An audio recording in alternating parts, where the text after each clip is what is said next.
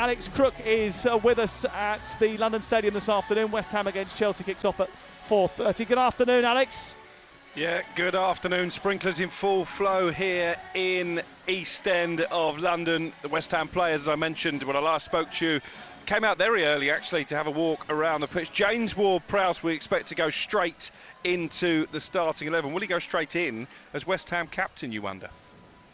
Ah, it's another one of his golfing buddies, James Ward-Prowse, you know. Oh, is he a caddy for him? He's better than me. Shot James. He's better than me. Yeah. Shot Prowsey. Most people are better than you. I beat you the other week and I don't even play. He's like that. Yeah, you can have that putt. Yeah, but it's 6 foot. No, but you'd have nailed it anyway. You're great with set pieces. Absolutely. Right, let's look back on some of yesterday's performances. Let's start by looking back at your beloved Manchester United. Spurs 2, Manchester United 0. I watched this game last night. Manchester United, they started brilliantly in this match. It was actually a thrilling match, which was absolutely superb to watch if you were a neutral, absolutely exhilarating to watch and promising to watch if you're a Spurs fan, and absolutely infuriating and painful if you're a Manchester United fan. They served up a mediocre performance on Monday night, but in the second half of this game was dreadful. First half, well, I thought they should have taken the league probably not once, but maybe twice. Well, Fernandes had his crash helmet on, didn't he, with his header. Marcus Rashford missed another free header, didn't he? Yeah, I think he was offside slightly. Yeah, but it's great Rabona, wasn't it, from Fernandes? And the reason I mentioned with Fernandes is no one doubts, Crookie, I don't know if you agree, no one doubts his talent and his ability, and he can lock defences and pass it right. But I think that against the top teams, and Spurs obviously want to be a top team, when Manchester United are out of possession, I think that Fernandes is a liability. I think in the wide areas, it was Garnacho and Anthony last night. They're a liability. They don't work hard enough off the ball. I think you're right, and there's been a lot of debate, hasn't there, about Bruno Fernandes and whether he should be Manchester United captain. I think the leadership problem goes a lot deeper than that. I think you're right about the two wide guys. You know, I was at the game on Monday night. United were absolutely dismal. Anthony and Garnacho particularly poor for me. Rashford as a number 9 clearly doesn't work, so I was surprised not only that Erik Ten Hag stuck with the same 11, but that he stuck with the same system as well, because Wolves exposed United in that midfield area so many times.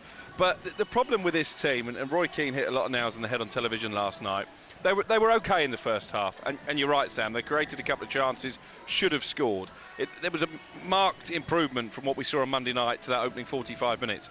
But as soon as the chips are down, particularly away from home, they fold like a pack of cards, and they've been doing it for a long time now. Their away record, particularly against the so-called Big Six sides, is absolutely lamentable. And if they don't sort that out, if they don't sort out their personality, their attitude, their character, their work rate, this is going to be another underwhelming season. I expected a lot more from Manchester United. I've been really disappointed by what I saw on Monday night. I thought they were terrible against Wolves, and from what we saw in the second half yesterday. Which is amazing, really, bearing in mind the money that they have spent, right? The midfield setup is completely the problem. The fact is you can't play Garnacho wide left and Anthony wide right. They don't track back and help out the midfield.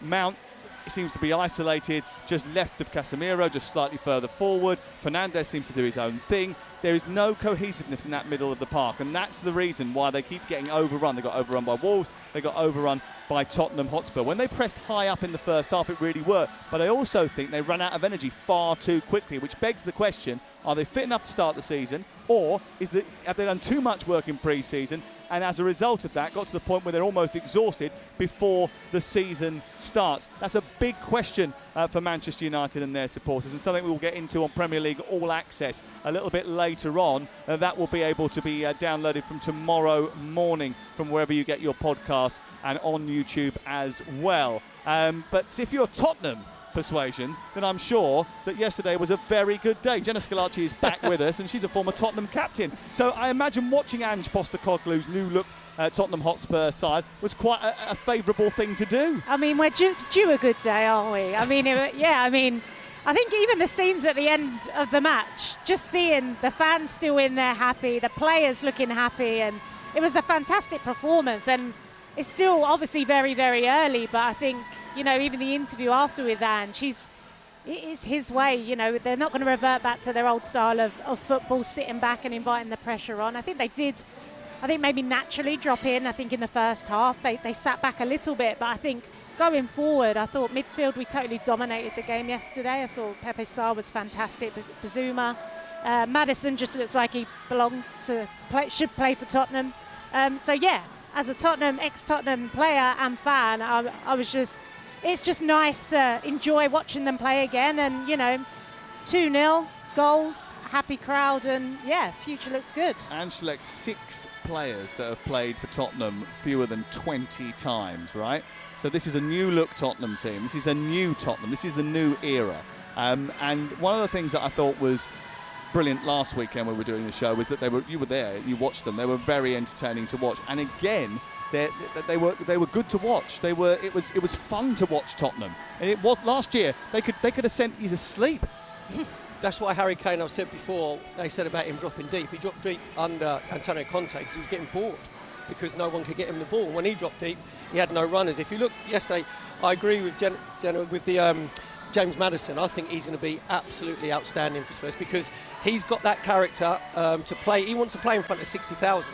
Yeah, he didn't get any assists from my fantasy league team though yesterday. He got the 2 at Brentford, so he was okay with it. But I think 2 a week, please. He'll thrive on the responsibility of being the main man. Yeah. And when he was on the ball yesterday, you had Run, you had Son, you had Kulusevski, Richarlison. Yeah, Spurs actually had 4 or 5 players in front of the ball.